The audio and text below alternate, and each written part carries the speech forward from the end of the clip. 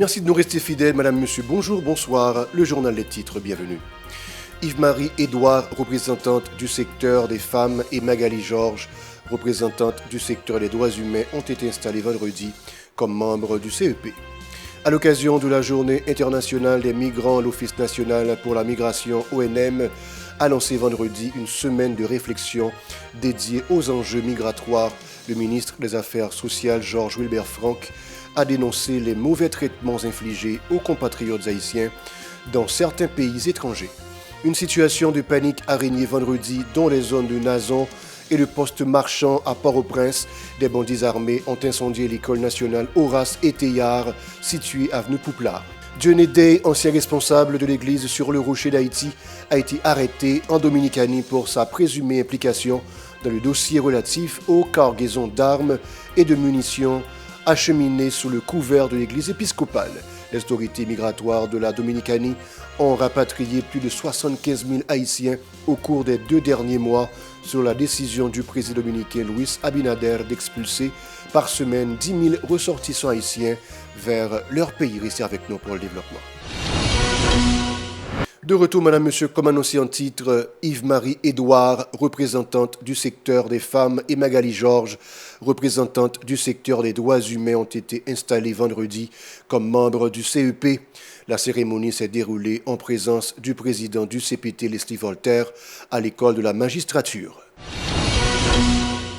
Parallèlement, plusieurs organisations des droits humains, dont Karl Levesque et Bureau des avocats internationaux BAI, ont adressé une lettre à la Cour de cassation pour dénoncer la nomination de Magali Georges comme représentante du secteur au Conseil électoral provisoire CEP, alors que Maître Gédéon Jean a été élu démocratiquement pour cette fonction. Ces organisations considèrent cette désignation comme un abus d'autorité de la part du Conseil présidentiel de transition CPT et une entrave à la crédibilité du processus électoral. Selon Maître Mario Joseph et le Père Gardy Maisonneuve, cette nomination viole les articles 289 et 33.1 de la Constitution amendée 1987. À l'occasion de la Journée internationale des migrants, l'Office national pour la migration, ONM, a lancé vendredi une semaine de réflexion dédiée aux enjeux migratoires. Lors de la cérémonie, le ministre des Affaires sociales et du Travail, Georges Wilbert Franck, a dénoncé les mauvais traitements infligés aux compatriotes haïtiens dans certains pays étrangers. Il a également condamné l'aggravation de la violence en Haïti qui, selon lui, est l'un des principaux facteurs de l'exode massif des citoyens. Écoutons-le au micro d'Aubert Charles et de Marie-Carmel Auguste. De consacrer le pays d'Haïti comme côté pour le monde venir chercher bien-être. Et nous parlons pour nous dire en pile, monde qui sorti dans l'autre côté qui vient Haïti à faire au plus bon que côté ODA. Mais malheureusement, en pile haïtien qui déplacé à l'autre côté, nous ne pouvons pas dire tout à fait au plus mal, mais en pile civil, en pile mauvais traitement, discrimination. L'autre bagage qui est plus grave que je dis à ta pousser nous réfléchir sur lui, c'est déplacement en dedans pays. Déplacement en dedans pays, déplacement forcé qu'a fait en dedans pays. Côté que les Haïtiens, après que nous finissons une belle histoire ça comme héritage, je dis à nos Haïtiens que nous sommes des bandits, qui ont forcé l'autre Haïtien pareil, déplacé, non pas pour y aller chercher bonheur de l'autre côté, mais pour essayer de conserver la vie. Comme ça, ils sont tombés dans la misère.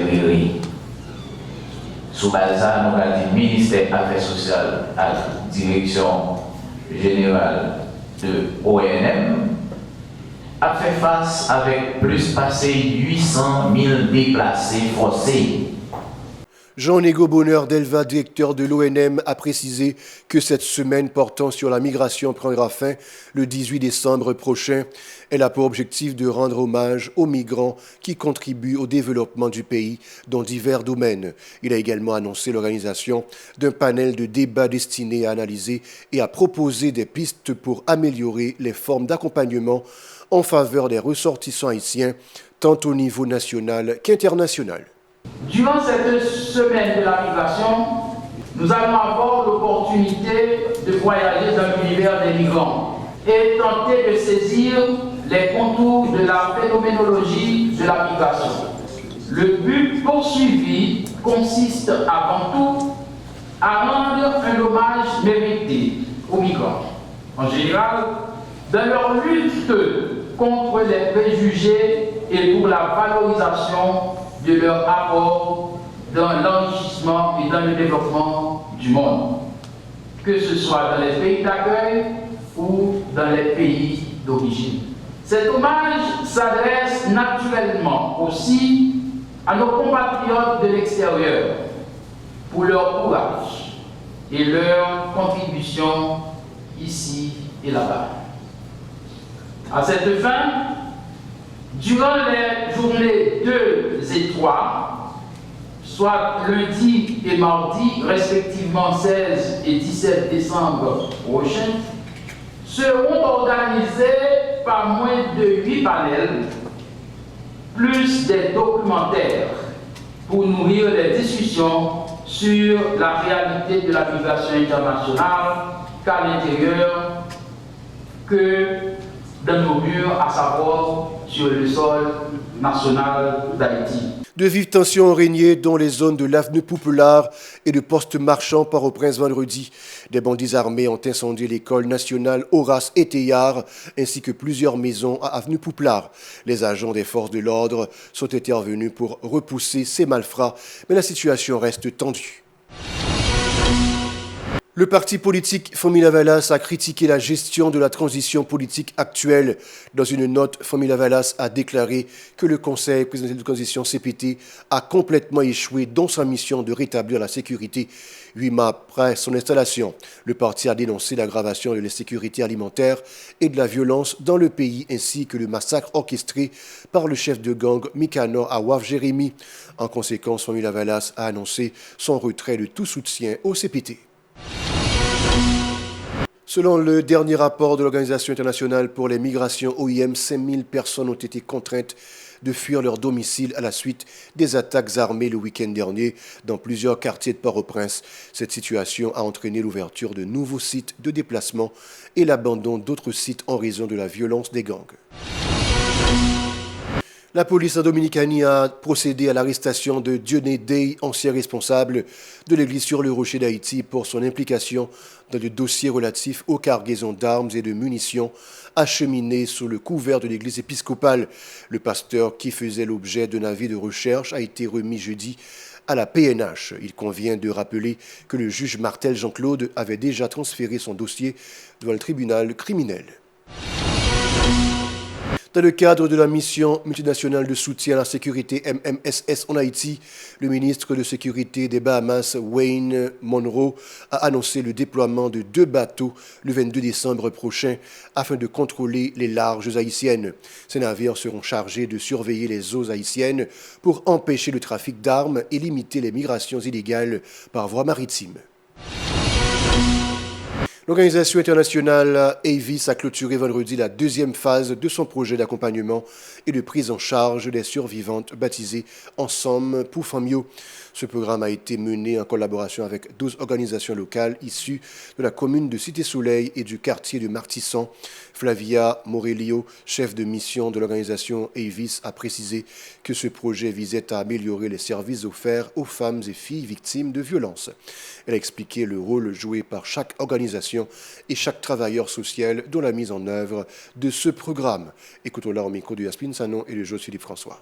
Le projet ça, c'est une deuxième phase, un projet qui vise à renforcer l'organisation des bases communautaires dans la zone Cité-Soleil et Martissan sous thématique genre.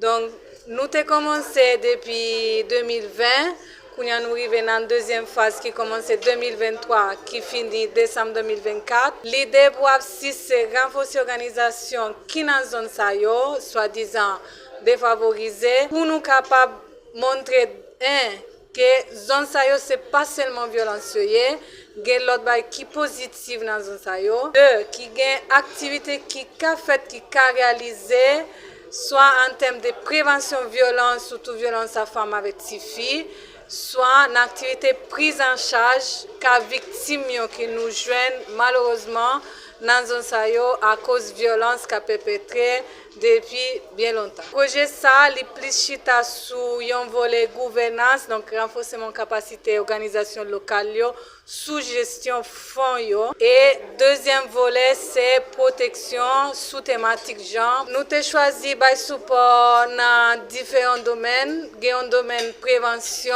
violence qui fait différents rectifier avec tirage son tout. Et il y a un volet médical, prise en charge victime. Il y a un volet service d'abri, le volet prise en charge psychosociale. Féliciter Steli Gérana Nicolas a salué l'engagement des responsables de l'organisation internationale pour avoir réalisé ce programme dans ces quartiers défavorisés. Elle a exprimé sa satisfaction d'avoir pu mettre ses compétences au service des femmes et des filles dans le besoin. Ses propos. Je profite et remercie AFSI encore une fois pour le bel travail. Et c'est un projet qui est vraiment énorme, qui permet de nous aider un pile de femmes qui ont besoin. Et c'est survivants victimes de violences sexuelles, violences basées sur le genre. Donc c'est un projet qui est vraiment important parce que qui a un gros impact parmi nous. C'est avec reconnaissance que nous joignons bon côté monde qui te bénéficié. Nous sommes capables de dire que nous avons un sentiment de fierté pour l'appui psychosocial que nous avons porté envers eux-mêmes et que ça vraiment fait nous plaisir le fait que nous aider, nous participer dans un bagage qui est aussi énorme, qui aide les gens pareil nous qui n'ont dit. Parce que toute difficulté c'est même c'est insécurité qui t'a nos problèmes parce que tu as gagné affrontement gang dans cité soleil dans le moment que le projet a lancé donc ça t'a vu rendre déplacement vraiment difficile. Et que ça te mettait tout le monde en danger, que ce soit le monde qui t'a bénéficié, que ce soit nous-mêmes qui t'a porté soutien par nous. Parce que tout le monde est reconnaissant et que nous joignons un pile feedback positif bon côté ni bénéficiaires ni l'autre membre communauté à tout qui gagne famille par qui bénéficie du projet. Voilà, c'est la fin du journal. Restez avec nous pour la suite de la programmation.